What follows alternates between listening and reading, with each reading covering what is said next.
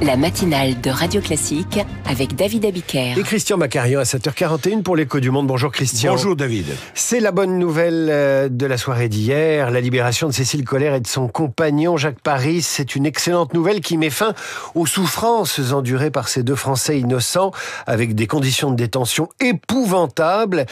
Mais l'Iran n'a-t-il pas réussi une nouvelle fois à conforter sa stratégie de nuisance ? Oui, en grande partie, car Cécile Colère et Jacques Paris sont sortis de prison, mais ils ne sont pas encore libérés et l'Iran peut encore user de mille et une arguties pour les faire souffrir et attendre leur libération totale, c'est-à-dire leur retour en France. L'affaire est très complexe et du reste, le ministre des Affaires étrangères est resté prudent.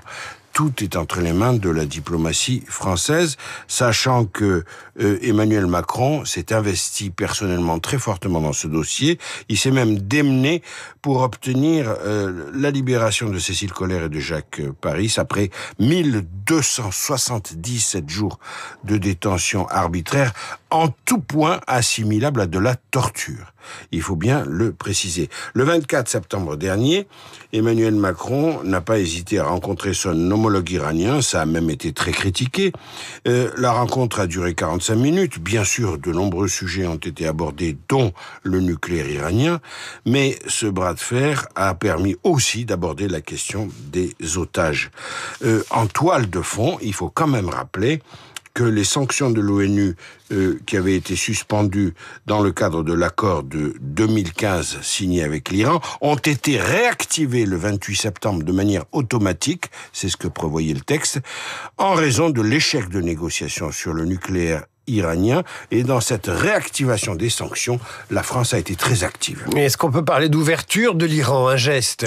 Non, en aucun cas. D'abord, le processus de libération de Cécile Colère et de Jacques Paris a été très douloureux et Téhéran n'a cessé de souffler le chaud et le froid comme d'habitude. Ensuite, la justice française, maintenant, va avoir à trancher le cas très épineux de Madihe Esfandiari, une traductrice iranienne qui vit depuis 35 ans en France et qui est détenue à la prison de Fresnes.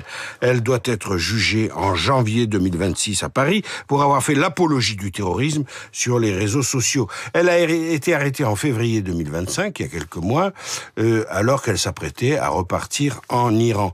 Mais l'Iran, le premier en tête, a demandé un échange d'otages, ce qui est extrêmement choquant. Il n'y a pas d'échange d'otages possible, ça n'existe pas.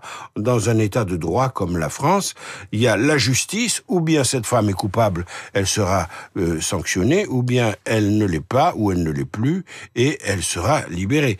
Mais on ne peut pas accepter le principe d'échange d'otages.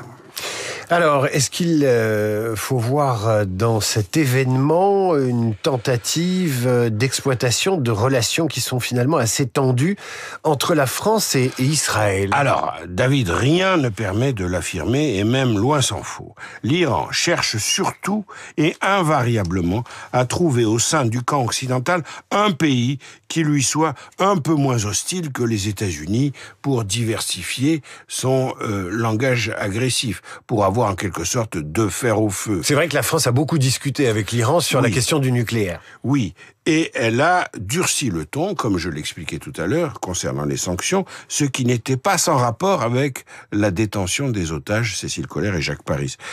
Si ça a permis leur libération, tant mieux. Mais c'est une constante dans la stratégie iranienne. Mais c'est en même temps un investissement tortueux pour les Iraniens. La France reste un pays de droit et un pays qui a des relations très particulières avec l'ensemble du Moyen-Orient.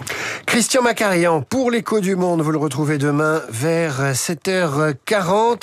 Notez qu'à 8h15, je recevrai le journaliste et romancier lauréat du Goncourt, Kamel Daoud. Mais pour l'heure, alors que la présence de Shein au BHV ne passe pas inaperçue, Marc Bourreau nous parle des grands magasins, une spécialité française depuis le 19e siècle.